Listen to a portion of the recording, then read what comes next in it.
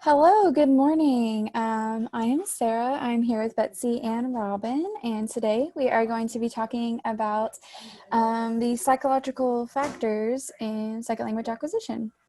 Alrighty, I'm going to go ahead and share my screen.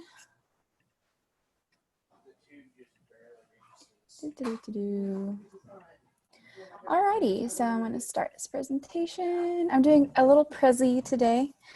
Okay, I picked, so the three main factors, cognitive, conative, and affective, those are just like the three kind of main, of course there's others, but the ones that I'm going to be focusing on today. And these are the three: language aptitude, motivation, and language anxiety are just like kind of a subtopic of each one. So we'll go ahead with language aptitude. Okay. So language aptitude is a combination of learning abilities that interact with the circumstances in which learning is involved. The early work in this area is by John B. Carroll. He started in the 1950s. He developed these MLAT, which is the Modern Language Aptitude Test, which is used to test to see which learners would be successful at language acquisition. And it tests for main four categories: phonemic coding ability, grammatical sensitivity, inductive language learning ability, and rote learning ability. The MLAT is still widely used today. It's still very valuable in second language acquisition. Yeah, so let's keep going. So one big thing I wanted to focus on with language aptitude in particular is whether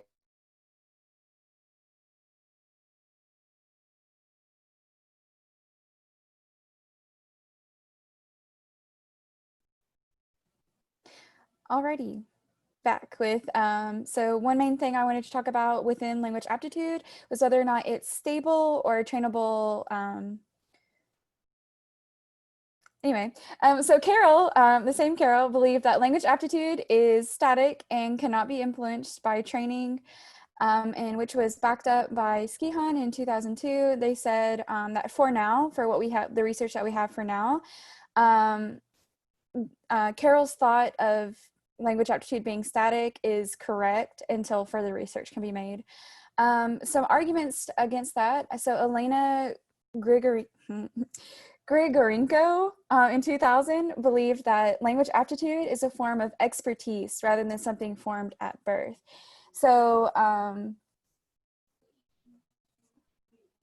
yeah, anyway, Nation and Nation and McLaughlin in 1986 also did some research that showed that expert learners, so their expert learners were 12 plus years and had been learning multiple languages, were much better at implicit learning than novice learners, concluding that so instead of, it wasn't like necessarily language aptitude, but it was efficient use of learning strategies. That was the main reason why they were so much better. So it wasn't necessarily language, like the innate ability to be learning to learn a language well. It was something that they taught themselves with those learning strategies. But either way, more research is needed on this topic. Our book suggests that the Ellis text suggests that you may be able to train some aspects of language aptitude while others are more static.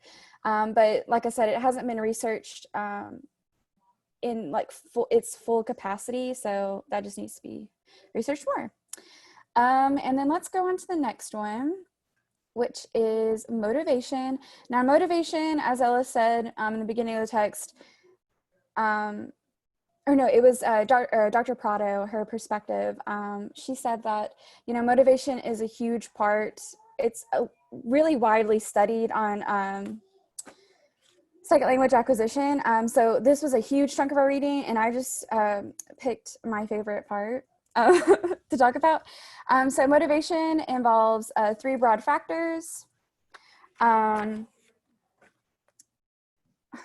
I have a little bar that's covering up my, anyway.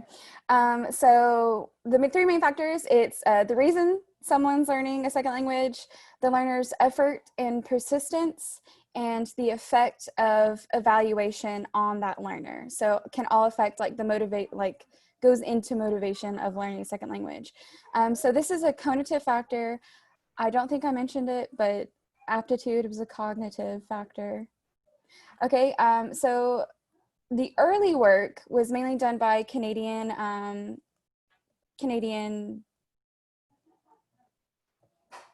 scholars, there we go, researchers, but I landed on here with Gardner and Lambert. They distinguished that in motivation, there you have the integrative orientation and instrumental orientation, which integrative is the desire to integrate or identify with the targeted culture of the language. And instrumental is more you're learning a language for a functional purpose, like getting a job and whatnot. And that goes into Gardner again in 1985 with his socioeducational model. And that emphasized the importance of social and cultural environment in which the learning takes place. And from that, we get the aptitude motivation test battery, which it was questions on 3 main areas. So motivational orientation, attitudes, and efforts of the learner. And Gardner also acknowledged that language aptitude, I can't read my notes, language aptitude, that language aptitude is only relevant in formal learning contexts. That was just like a little snippet that I thought was interesting that tied into language aptitude. But anyway, so this next thing from motivation that I thought was really important was this attribution theory. So this is from Weiner in 1992. And it is basically that motivation comes from the explanations learners give for their second language learning. Okay, so these can be internal or external. So like an internal would be, they explain their performance in terms of their own ability, and an external would be placing blame on external factors. So like the train was like slow, so I was late to class, and then I missed out on a part of the lecture and stuff like that. So yeah. This next one, stable or unstable, kind of tripped me up in the book when I read it, because to me, the way they worded it, the reason should be like swapped. They said that stable might make further effort, might hurt, the learner might not make further effort because there's not going to be any difference. It wouldn't make a difference. And then that unstable, they may try harder. In my opinion, I think that should be switched, but I'm going to leave it at that. And then the last factor of the attribution theory is that things are controllable or uncontrollable. So controllable, or that's just, so they found that students are more motivated to, my notes, I'm so sorry, I can't read, to improve if they, okay, yes. So learners are more motivated to improve if they perceive the cause of difficulties to be within themselves rather than in other people. So if a student can recognize like, oh, I'm really falling behind, I'm not studying enough, or like there's something isn't clicking, registering in my mind why I can't learn this, they might be more motivated to actually put more effort in, whether if they say, well, I have a bad teacher, that's why I'm not getting it. So anyway, in some attribution theory, all of these attributes go into a student's motivation in second language acquisition. Okay, and the third thing I want to talk about is language anxiety. So like it suggests, it's kind of like normal anxiety where you're anxious to learn a language or to perform in the language that you're trying to learn. So the anxiety comes from the outcomes and experiences of your second language acquisition. It's an effective factor. And this first part I want to talk about, the Horowitz, and Cope. They create in 1986. They created this foreign language classroom activity scale, which kind of asks questions on, or I guess not questions, but take a student and they would oh my goodness, these are the three main factors that go into like anxiety in language acquisition. So they found students to be most most anxious when they are asked to communicate spontaneously, when they have a fear of negative evaluation, and when it comes to tests. Typically, they're really anxious about that. Okay, and so this next part I want to talk about is the linguistic coding difference hypothesis. It's from Sparks, Ganschow, and Gavorski in 2000. They said that language aptitude is the primary, this is kind of, okay, I'm just gonna, anyway. Language aptitude is a primary factor in successful second language acquisition, and they said that anxiety is a direct result in a student's deficits in their aptitude, which I thought was very interesting. And also going back to language aptitude in the beginning, so they're suggesting that the more language aptitude you have, the less anxiety you will have. But the general consensus amongst all these people is that anxiety does affect your learning ability. Yeah, and that is my conclusion to that. Anyway, yes, that is what I have. Sorry, that was a really abrupt conclusion. Anyway, I will send it over to Betsy. Thank you for coming with me on this journey. Thank you, Sarah. Thanks for your presentation. I look forward to sharing some of my ideas. Let me share my screen here.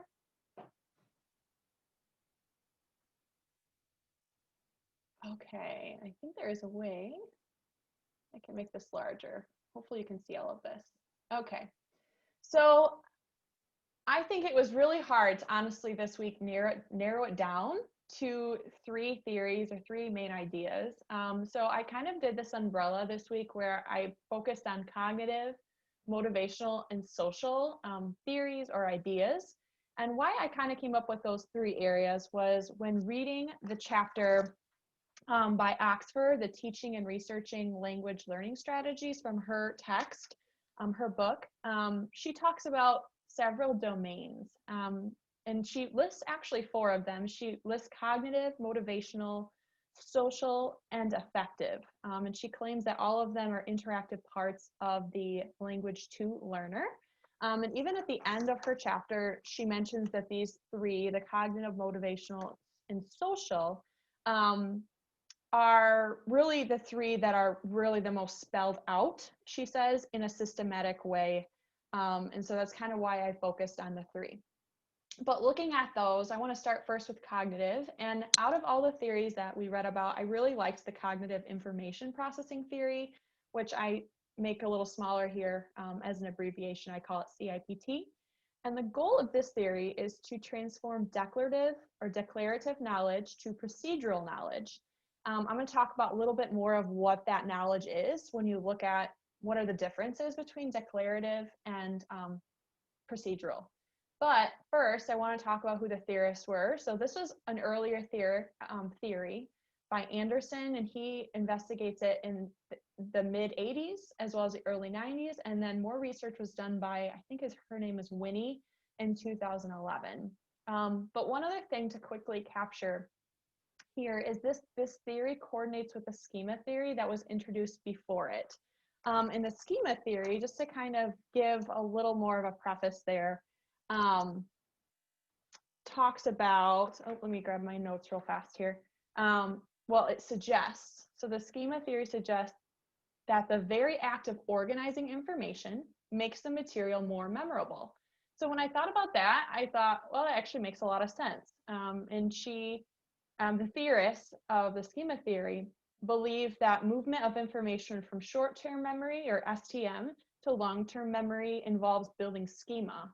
So that helps us to categorize the information and therefore understand it better. So this theory kind of comes after that, the CIPT, and it's based on 3 stages. So the first stage is gaining declarative knowledge. What is declarative knowledge? Well, it's conscious, effortful knowledge. This isn't something that we quickly acquire, but it actually takes us some time to really understand it. So the learner, this is how it impacts the learner, encounters this new information in a static, conscious, effortful, halting, non-habitual way. There is a really good chart on page 174 that shows these stages. So this first stage, they talk about how we can see this in nature. The learner uses strategies to aid in noticing, taking in, integrating the information, which is called declarative knowledge. So we see this kind of this input, this initial input, and the learner realizes they have to kind of work through it, that it's not just quick knowledge that's easily understood. In the second stage, we see this making a deeper and a stronger association, and the learner practices this new L2 information, making mistakes along the way. So when we first learn something new, especially a language, we're not going to be pros off the cuff right away. We do make errors, and we see this in this next stage. So the L2 information, as we work through this process, becomes more familiar and easier to use, and the learner starts to develop a working knowledge of the language. How we kind of see this again in nature or in the classroom is the learner uses strategies to practice this information and associates it more, associate it more strongly with what is already in the memory. So this kind of goes back to that schema theory of the short-term memory versus the long-term, and kind of transfer of information from short to long. And then thirdly, knowledge becomes automatic. So after first acquiring the knowledge on a kind of more superficial level, that's not very deep, we start to work through it as language learners. And then lastly, the knowledge becomes more automatic. So the learner's knowledge is dynamic, it's unconscious, and effortless. So it starts to become habitual, and it's second nature. It involves expertise and fluidity and not conscious thought. So it's not so difficult to use the language in a natural setting. So as this chapter also mentions, is strategies are no longer used for L2 information, which has become automatic and habitual. And the information is now called procedural knowledge because we can actually see it play out in the learner's environment. Why I kind of chose this stage, this theory, I think I had a note on that, was, let me see, I'm sorry, one moment. Oh, because of this main point that the author, Oxford, makes. She says, for a given learner, some areas of L2 knowledge might have progressed from the first to the second stage and then to the third stage. So for some, we can really see this procedural pathway, I guess we could call it. However, new L2 input keeps entering the system as declarative knowledge. The learner might be in the third stage for certain earlier information and the first stage for new information. And the cycle continues as long as the learner actively accepts new knowledge and keeps on processing it. So why I like this theory is because I think it really is applicable, and it does explain a lot of how second language learners learn, and definitely has been my story. I remember being in class and just learning a lot of grammar rules and understanding syntax and vocabulary, and then had to kind of go out and start applying it. One of the ways I remember I started applying it was when I worked with Toys for Tots around Christmas time. So my teacher made us volunteer, and we had to go and help Spanish speakers more often than not and explain how many gifts that they could take home with their families, and just learning how to kind of help them, how to talk with them, and definitely making errors along the way. And then thirdly, like after I had kind of gone through that process multiple times with different people, I remember being able to be more fluid and just being able to talk easier with the customer or the Spanish speaker in that case. And so I could really see this process play out. And so I think it's an important one. Second, motivational. I think it's really hard not to think about how motivation plays a large part in language learning, just as it does a lot of things, right? So for us to be successful, we have to be motivated, and what motivates us. I really like this process model of L2 motivation that also is talked about in Oxford's chapter. And the goal of the process is to attempt to represent the complex dynamic nature of motivation using the three phases. The theorists, the main ones were Dornay and Otto in 1988. And the other important thing to mention is this process model kind of comes after the self-determination theory and attribution theory that, well, one of which Sarah mentioned, the attribution theory. But why I like the process model a little better than focusing on these two personally is because the other two, as Oxford mentions, failed to capture the ebb and flow of motivation over time. So it kind of looked at a specific moment in each study. So this one kind of looks at how it can change and how there's this ebb and flow. So what are the phases of this model? The first phase is the pre-actional phase, which involves goal setting, forming an action plan, and or setting by an expectation of success. So we kind of see this planning phase. The second phase is the actional stage, which learners begin to implement, in which learners begin to implement an action plan. And then they begin to implement the action control involving the use of self-regulatory strategies such as motivational maintenance, if I can speak English, strategies, and second language learning strategies. So we see kind of this planning stage, actional, like how do we take action? Like how does the motivation start to kind of play out? And then post-actional, learners evaluate the outcome of the actions undertaken and decide what changes must be made for better results. So we kind of see this, it's like very, I almost feel like this is even kind of cognitive in a way too, because we really are looking and understanding what is the cause of motivation. How are we motivated? Is it intrinsic or is it extrinsic? But I think this area is so complicated because there's just so much, so many different theories and studies that have been done over time. And I kind of even want to just go back a second and say what, again, is motivation and why does this process even matter, this process model? As Oxford describes motivation, she says it's an internal state. So again, I kind of mentioned how it almost seems as cognitive. Part of it is involved because it's an internal state, frequently referred to as a desire, need, want, or drive that activates or energizes behavior and gives it a direction. I like how Mercer describes it. This is another theorist, describes motivation as a construct with a strong emotional dimension, and that explains why there's an overlap between motivation and affect or emotion. Yeah, so I think I've kind of beat that one over the head a little bit. So I think I'm going to move on into the social. But this kind of came from the idea from Ellis, that Ellis mentions in his book.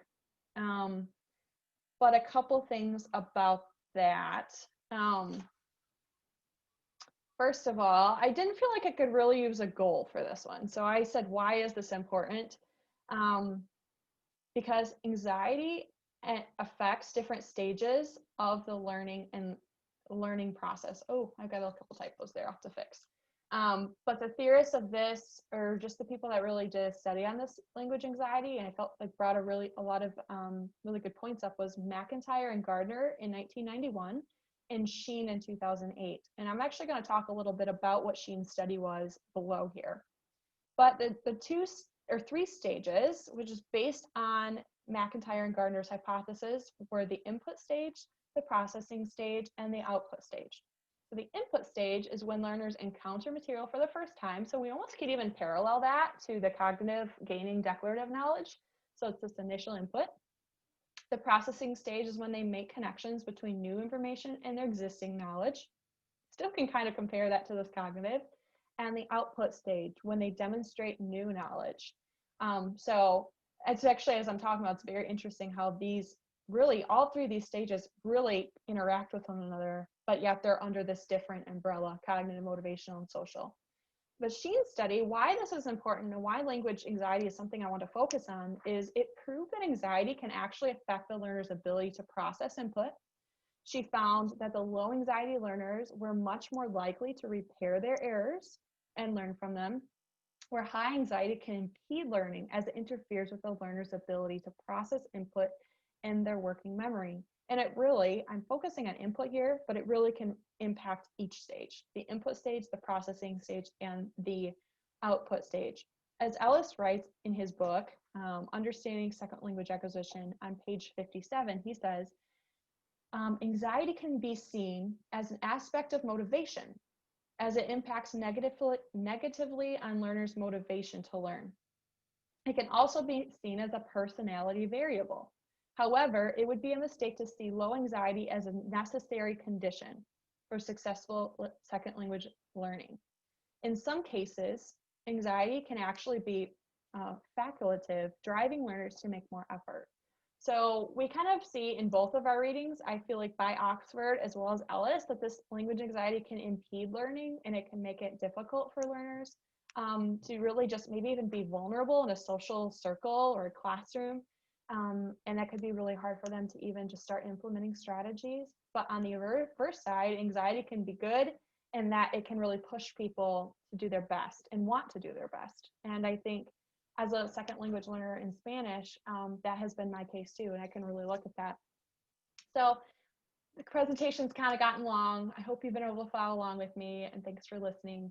I'm going to turn this over to Robin next. Thanks, Betsy. That was very informative, and I really enjoyed that a lot. I am going to be a little bit more specific in what I'm talking about. I'm going to talk about the motivational factor in second language learning. And I want to read from Ellis on page 46.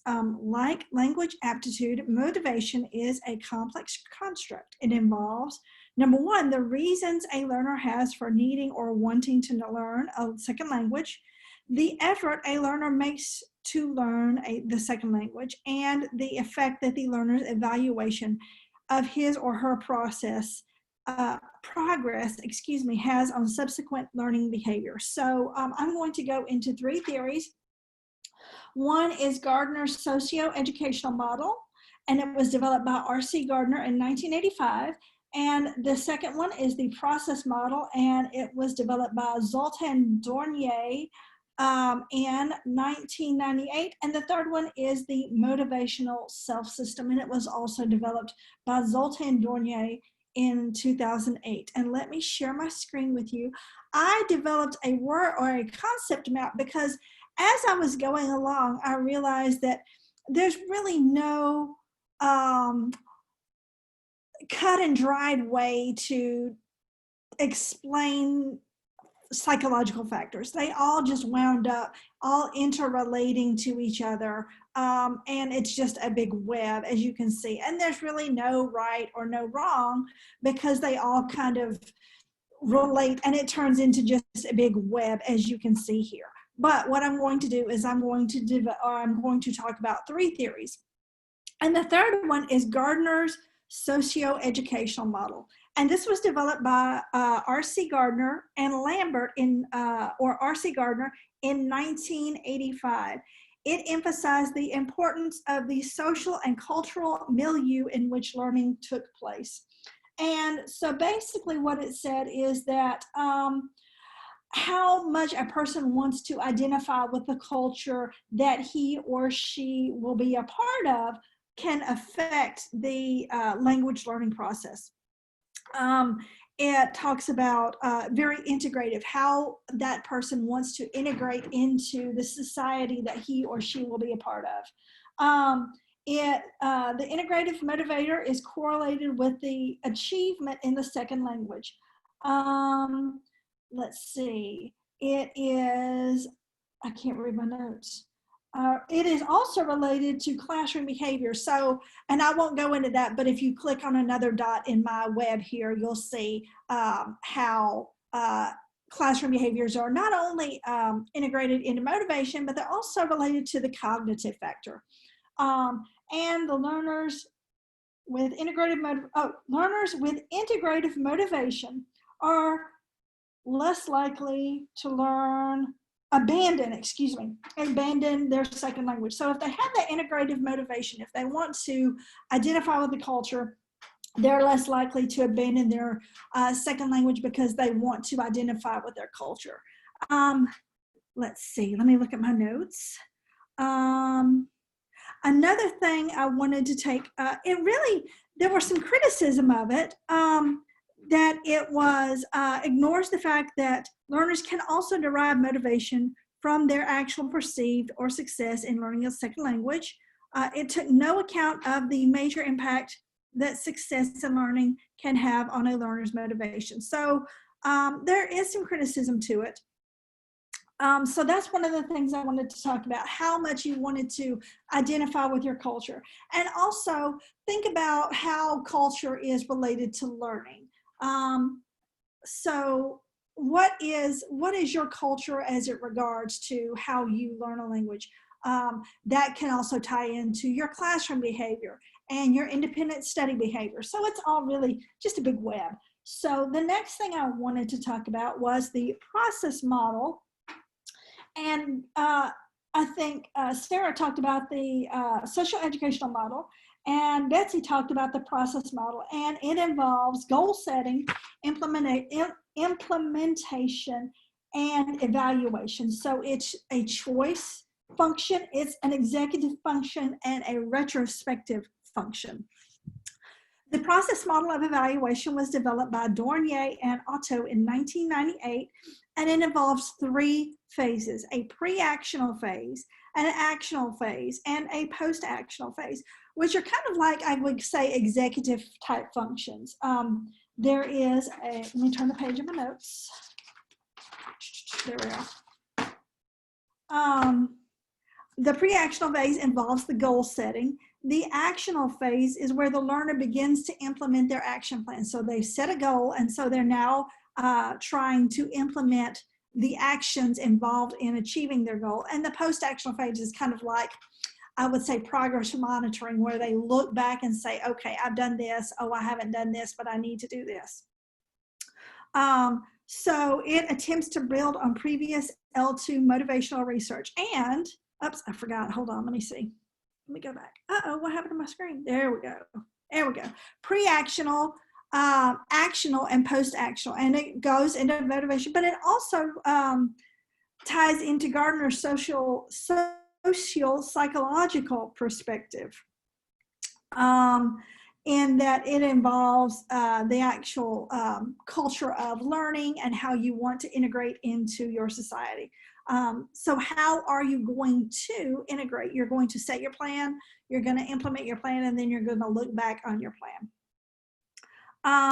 The last thing I want to talk about is the motivational self-system, and it was developed by Otto Zoltar-Donnier in 2008. And it really was more of a straight in my opinion, it was really more of a straight psychological, where it involved, like, I don't want to say like id and ego, but it just reminded me of something that Freud would say. It involves the ideal second language self. It involves the ought to self, and it involves the second language learning experience. And this is all found on page 53 and 54 in Ellis. Let me look at my notes.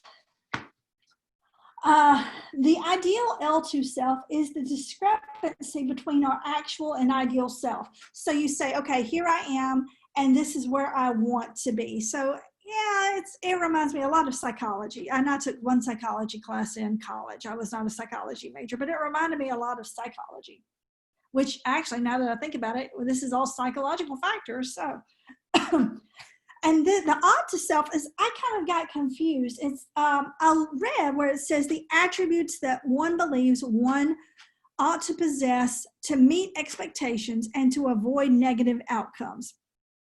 So you look at yourself and you say, I want to avoid this outcome. You want to avoid maybe not being very effective in communicating. You want to avoid that. So you kind of are motivated to learn your second language.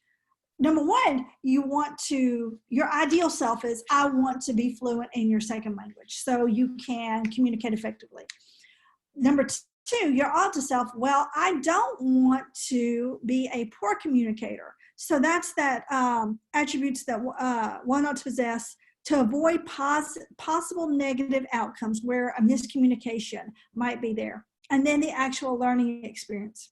The executive mode is related to the immediate learning environment and experience. And it involves the teachers, the curriculum, the peer group. So to tie that all together, it could go back to cognitive, where you see your how you learn, and that could be a classroom idea.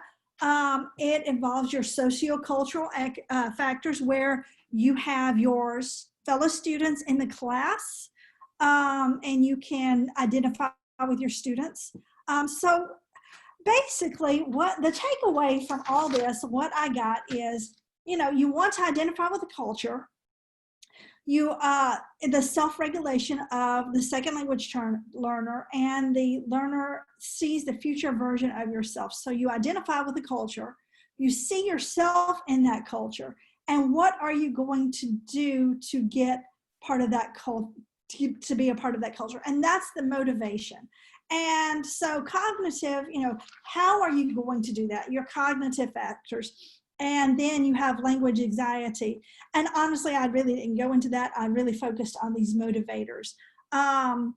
But that's it. I hope you enjoyed what I've had to say. And like I said, there was so much in this chapter that it was very dense and very packed. And I could only pick 3, but there were a lot of different things that I could have picked, but there were only 3. And as you can see, it's just one interrelated big mass of people relying on other people, and really I think that's what science is about, is learning from your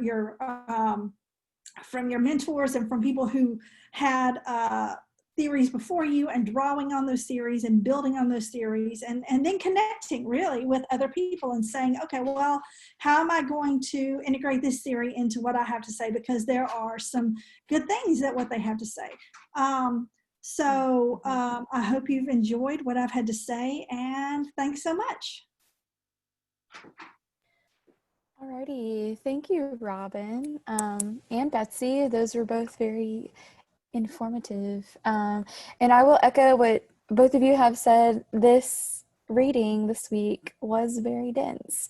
There was just so much to talk about. It was hard to come up with just 3 things. Okay, but let's talk about our 5 things we think are most important.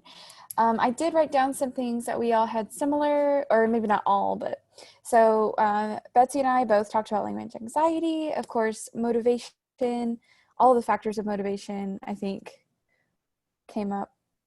Mm-hmm. Anyway, and sociocultural came up a couple times.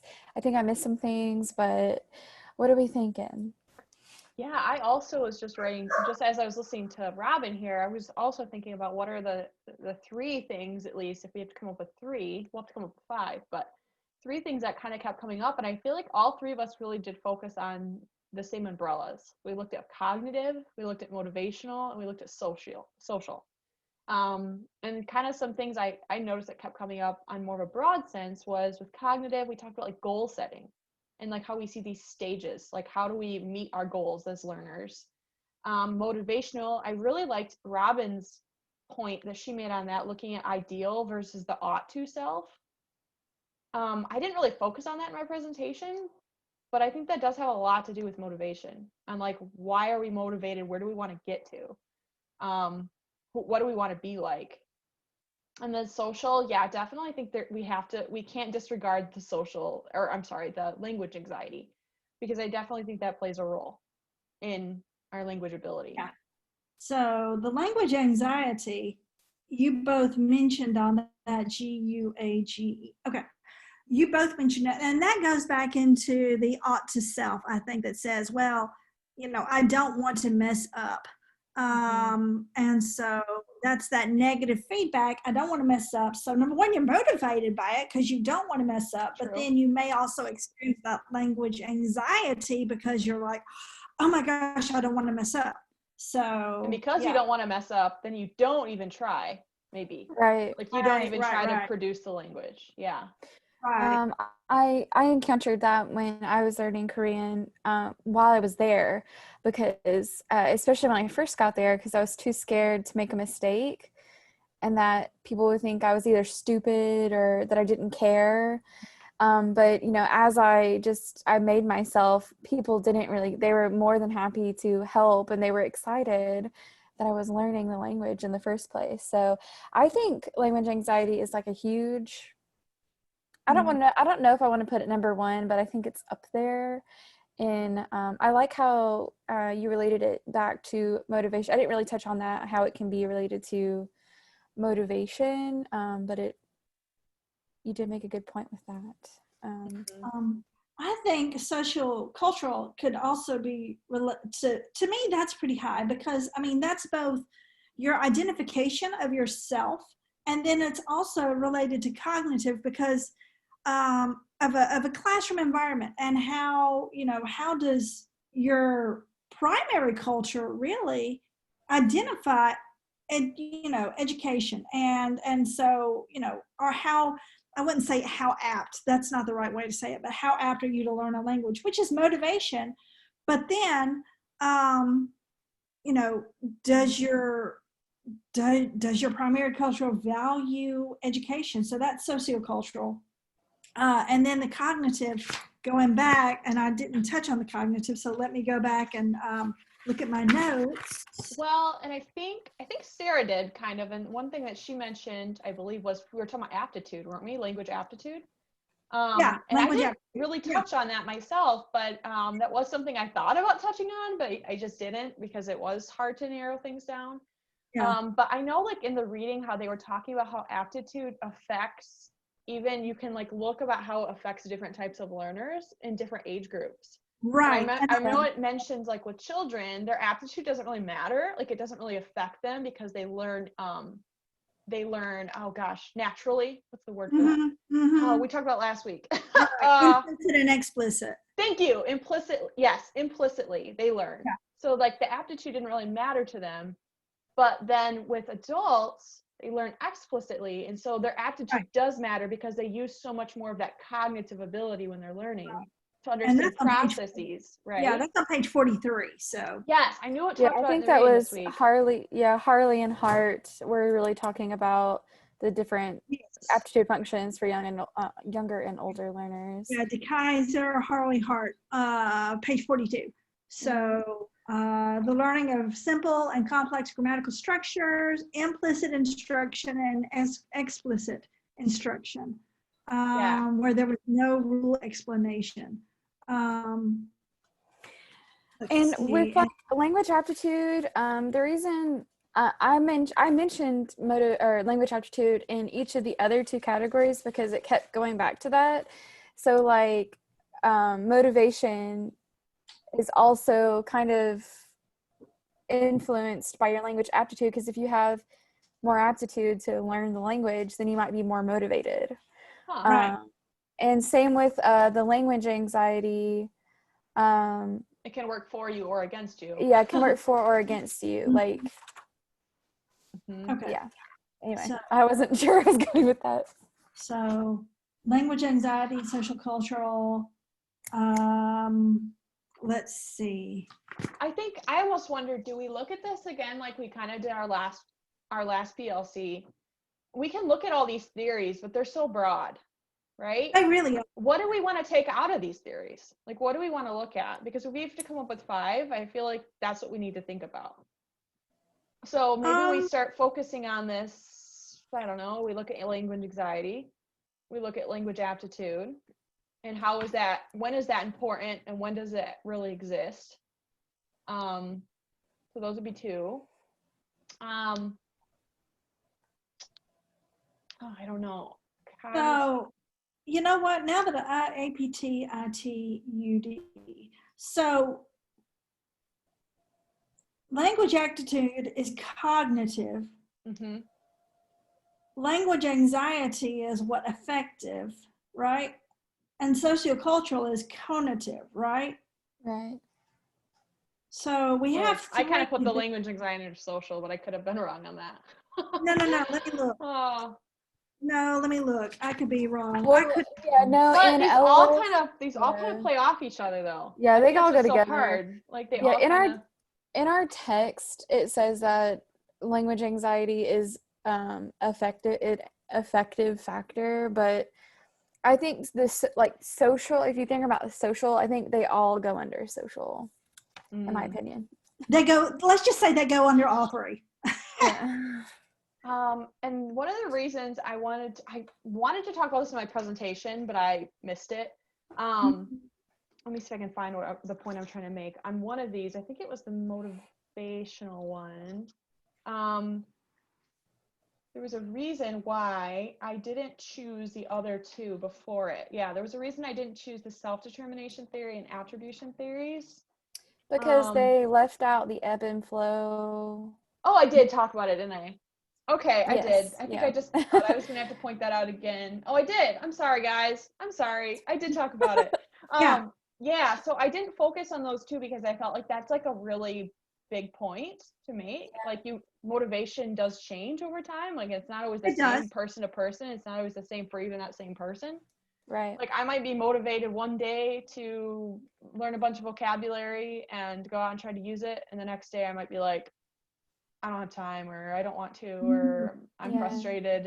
I don't want to make more errors. So I liked the process of the model two, or I'm sorry, the process model of motivation, or of L2 motivation, that talked about like the three stages: the pre-actional, the actional, and post-actional. I really could identify with those. Maybe Yeah. I could. And even Ellis talks about in the book, this is the part I missed. This is the part I want to talk about.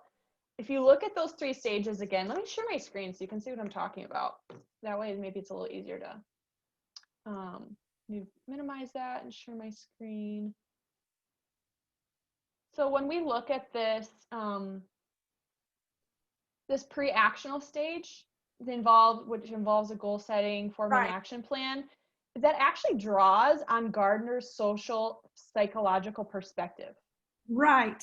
But it includes a much wider range of factors influencing the choice motivation. So it kind of draws like this is kind of a bigger model, because it draws on multiple theories. And so the actional stage draws on the importance of self-determination theory, which is, attached to intrinsic motivation versus extrinsic motivation. And then the post-actional stage incorporates attribution theory. Right. So I liked it because it encompasses like those three theories of motivation, but it gives us it in a more of a model form. So I don't know if that makes any sense, but no, it does. But I think as adults we identify with that more, because just the idea of, well, your cognitive self, or no, that's not the right word, cognitive, but your adult self says, okay, I'm going to set a goal. And you might write that down or you might not. It doesn't matter. But I'm going to set a goal. And this is what I need to, in order to learn that goal. And then you say, okay, have I achieved that goal? I know that I use that in my work a lot. Okay, what are my short-term goals? What are my long-term goals? And, how am I going to achieve that goal? And then, let's look back and see, what have I done? So yeah, exactly. And I think probably all learners in some way use that model, even if they're children and they don't think about it. Yeah. Like they adjust things, right? To say like, okay, this isn't working for me. Yeah, that's true. Like think about like when you're a kid and you're studying in school. Kids that don't study, like sometimes they're just naturally smart and they do okay, but then as they get older, they realize, oh crap, I have to come up with some kind of schedule, or I have to come up with some like way to remember this information. Oh yeah. And so like I think even as we get older and as we experience different things, and have to really retain and be able to like use information, we constantly are kind of analyzing ourselves and saying like, what is it that I need to do to be successful? So, that's, I just thought of this. It's kind of metacognitive as well as motivational, because you're thinking about the process of thinking, really. So it's just, it's all a big web. So I know it's so hard to say which 5 points do we choose when there's so much involved in this. Like, I can see why this is L2 acquisition is difficult. Because how do you help your learners learn, like what's the best ways? Well, yeah, and since it's still a relatively new like area of study, like we don't have any like super solid like this is the best way. Like there's just so many different factors that go into learning and teaching a second language. I've noticed, I don't know if you noticed, but like all these are 1998, 2006. I did. Really recent. So. Well, and I was even thinking as I was reading, maybe you were too, but like, okay, so are the best models the newest ones? Like, are the best ones the like ones that were in the 2000s because they're the newest research? Yeah. Or just because it's new research doesn't mean it's more like our text said for language aptitude, hold on, let me get the Gardner's research that started in like the 1950s with the modern language aptitude test is still used like now. I know it too. So even though, like it's 70 years old, it's still relevant nowadays. Because I think this second edition came out in 2019, so this is pretty recent. At least that's what it looked like from the beginning of the book. Anyway, so you bring up however, to intercede on you a little bit there, also talks about on page 48 though, it says that his model though, the socio-educational model, has been subjected to considerable criticism. Because well, that's a different model. That's a different model though. Yeah. Oh, you said Gardner, so I was thinking. So it's Gardner. It's the same Gardner. I think this is it's on page 40. It's the same person. It's just that was a different thing I'm sorry. You were talking about the test. It's okay. The aptitude test. Yeah, the aptitude test. Yeah. Sarah, that's Carol that developed the model. Oh yeah. I'm sorry. It's Carol. Sorry. On page 40. That's why I got confused because I was talking about Gardner. I'm sorry. So Gardner focused more on motivation. Yeah. Where Carol focused on aptitude. So they go together, but they don't. They're different. So. Yeah, that's my bad. I'm sorry. I just saw Gardner as I was flipping through. Anyway. So, but anyway, you do bring up a good point, Betsy, is like, even if, so they're newer, but are they necessarily better? We don't know. Who knows? Right. Oh man, so I think we just need to figure out like how do we pick our five? Like what do we think is the most important? So I think, I don't think we've defined our 5 that we even want to talk about. So well, like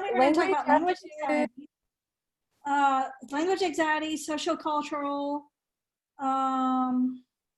But see, okay, Robin, to intercede on you though, on the sociocultural, like what part of it were we going to talk about though? That's like so broad. We need to like define down like what we think are which is why I like the language anxiety a little, because it's more focused. Okay, let me scratch that. So language anxiety is a definite one. Do we say that language anxiety is a different one? Yes. Yeah, I almost think we need to take characteristics and main points of theories, because if we need to come up with 5, I don't know. Granted, there's so many theories. I guess we could pick theories too. I don't know. I'm thinking, how do we apply this as teachers? So let's actually understand this process model, because we can actually use that very practically, really, because we've just talked about how we can apply that every day, in not only language learning but just daily tasks. Okay, so let me pull my. So language anxiety process model.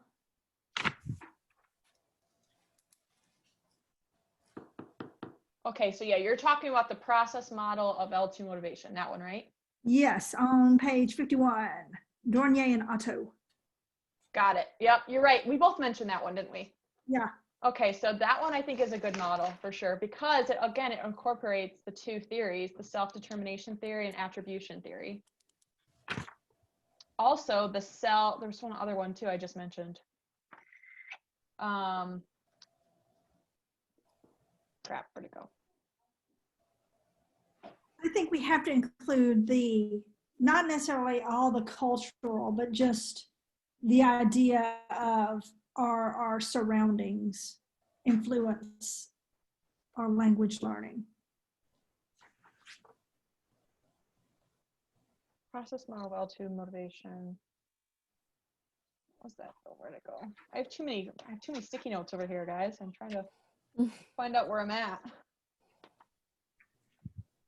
Oh, there it is. Because the process model does include in the pre-actional stage, remember, the social psychological perspective.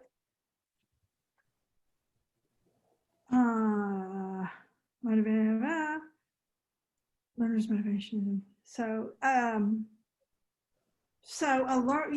I think I made a note of this somewhere. Maybe I put it in my margins that, or maybe it was on another paper. I forgot where I put it. That I think, yeah, it was maybe in another class that, our students can be influenced and influencers. Mm-hmm. And attribution theory.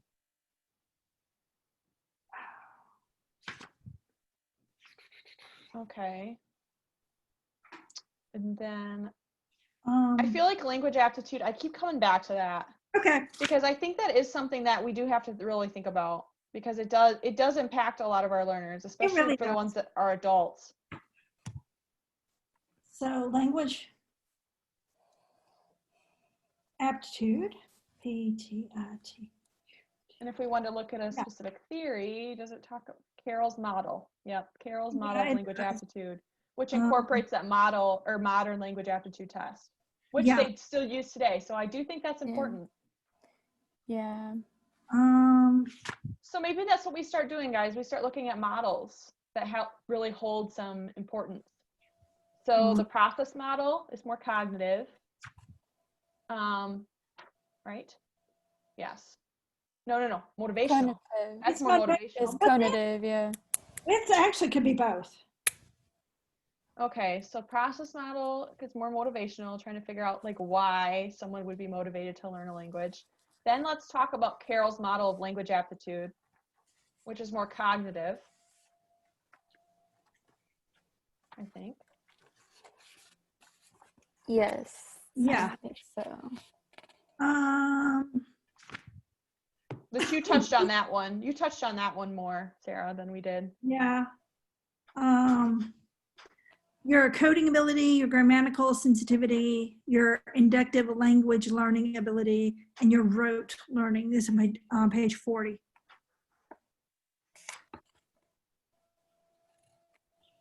Yeah, because it does say the modern language aptitude test has proven to be a robust and useful instrument. It survives as the most popular measure of language aptitude today. Yeah, and I like this. Gardner and McIntyre in 1992 commented, in the long run, language aptitude is probably the single best predictor of achievement. Yeah, I have that highlighted in my book. Yeah. I do too. So I think that's what we honestly, we cannot miss that. That is important. So I think we need to write that, and with maybe a subcategory would be focusing on the test, the MLAT. Yeah. So that's a good point. That's one. We got two, and that's cognitive. Two would be the motivational, the process model. Right.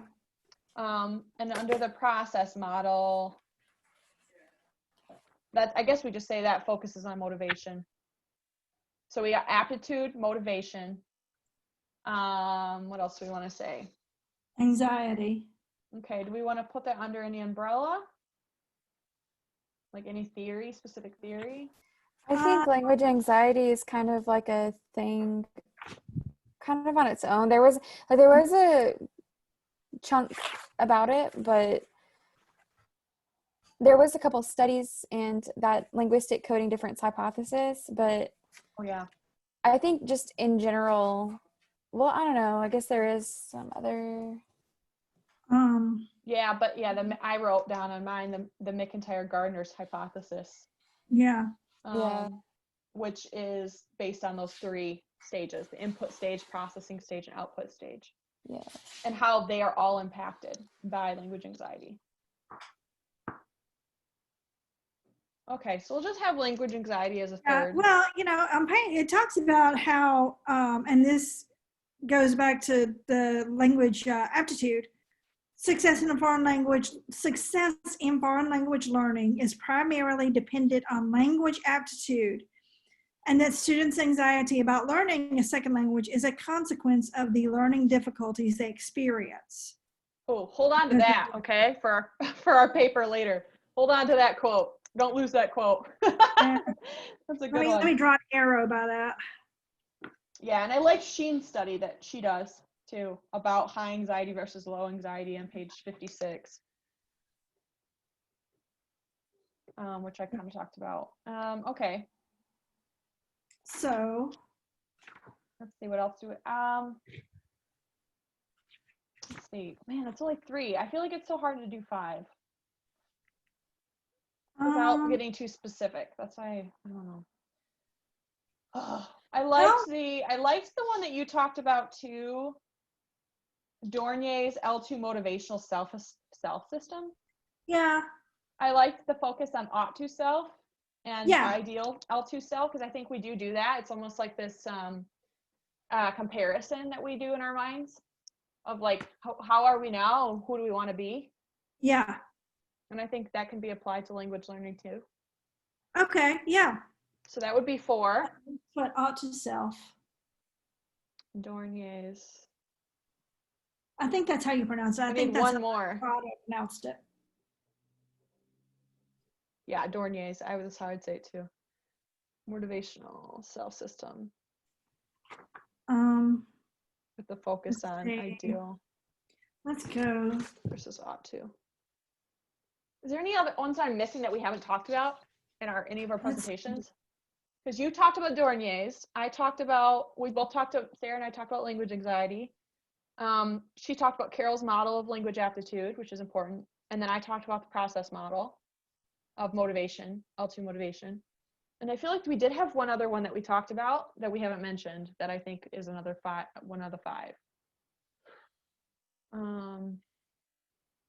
I don't think we want to do the attribution or the self-determination theories, because those are kind of incorporated in the process model.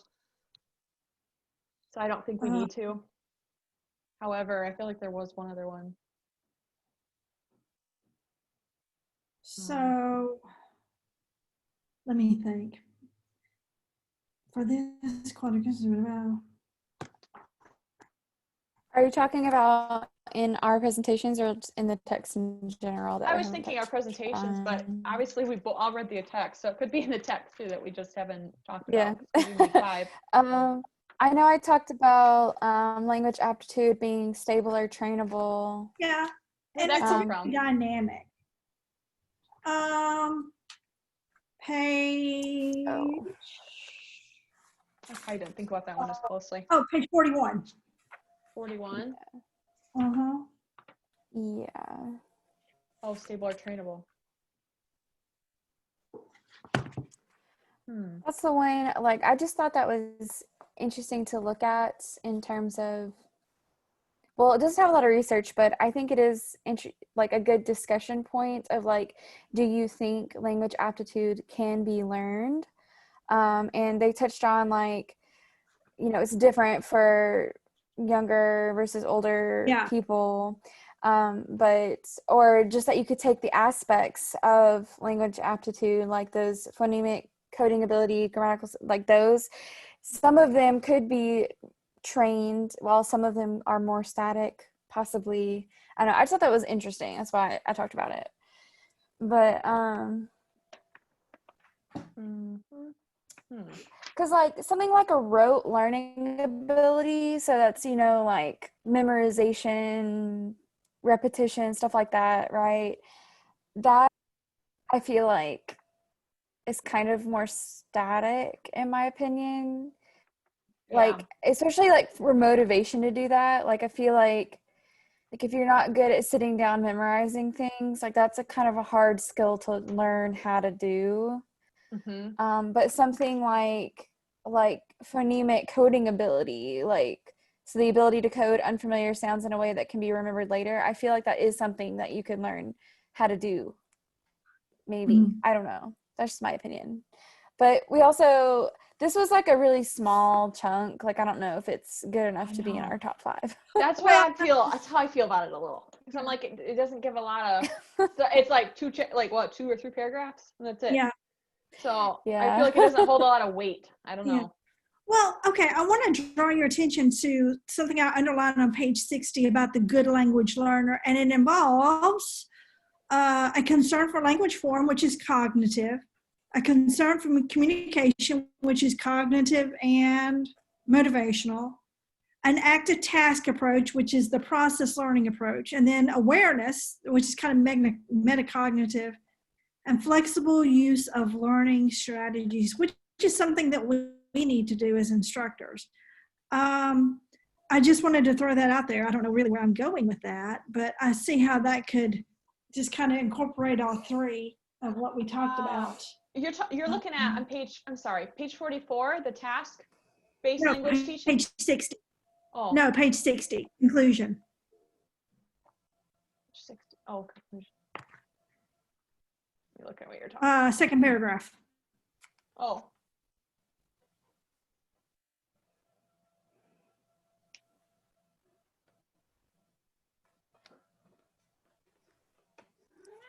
The role of language. Okay.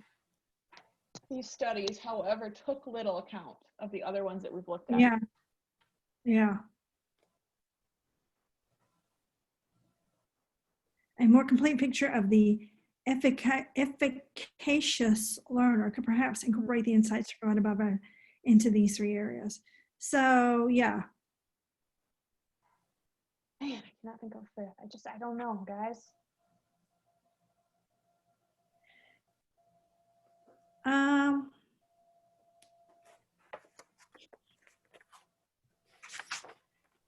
Let's see.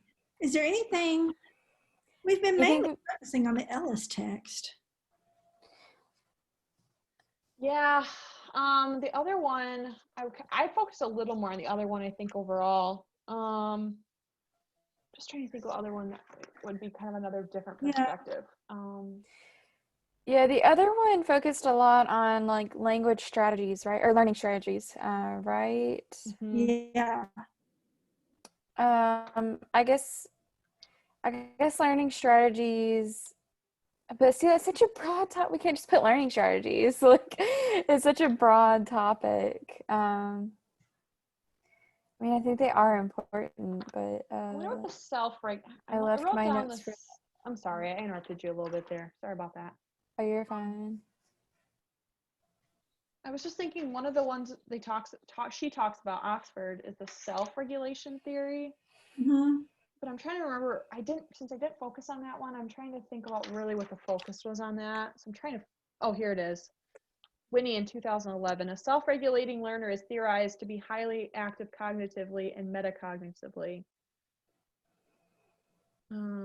She doesn't really go into it much. Let me look at that. Hold on, let me see. That's on page 171. Way down there. Hold on.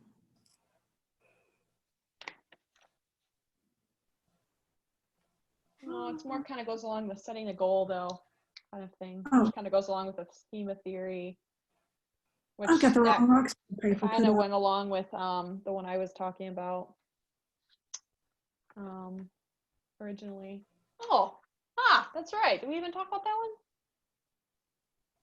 The cognitive information processing theory. We haven't done that one. No. That's the one where I feel like I know there was one we talked about. And that kind of incorporates the schema theory too. And that the one I just mentioned, the self-regulating theory, but it's just a more encompassing one.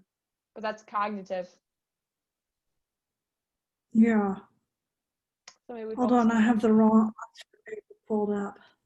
Yeah, remember that's the one I talked about. I'll share my screen again so you guys can see what I'm showing or I'm looking at. But that could be another one maybe that we do. Oh, hopefully you don't hear that sound, sorry. Neighbors doing stuff outside. Okay, let me show you this one. Share. This one right here, the cognitive information processing theory to transform declarative knowledge to procedural knowledge. You first gain the knowledge, the new information, then you make deeper and stronger associations to it. You make some mistakes along the way, and then this knowledge becomes automatic. There it is. Is that the one we're maybe all kind of thinking about that we missed? Yeah. Hold on.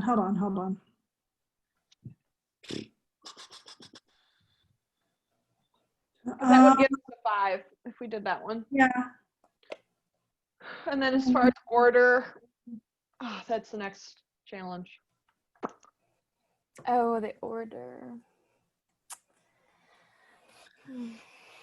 Yeah. This is a hard one this week, Miss Early, if you can hear us. This is a hard one this week. Yeah, there we go. I see it.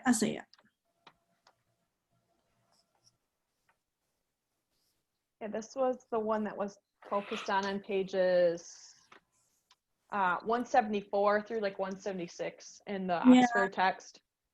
Yeah, I see it. I had that wrong Oxford text pulled up, so that's part of the problem. And I feel like this one was, there was some positive review of this one. Yeah, I think we focus on that one if you guys are okay with that. I think that'd be another good one. That's fine. So the 5 that we have. Yeah. The cognitive information processing theory. So this is more of a cognitive one too. Okay, so cognitive information processing theory is one. Dornier's L2 motivational self system was another one. Gotcha. We focus on, we're just going to just say language anxiety and talk about why that's important. Yep. Carroll's model of language aptitude, and we're going to focus on the MLAT with that and why that's so useful in the past, but also today. And then lastly, the process model of L2 motivation. And then we're going to just discuss the reasons for that, since this is going pretty long in our paper, and we'll order them accordingly. Yes. Okay. Sounds good. I agree, yes. All right. Thanks for listening to our presentation. Bye. Thanks. Alrighty, bye. Bye.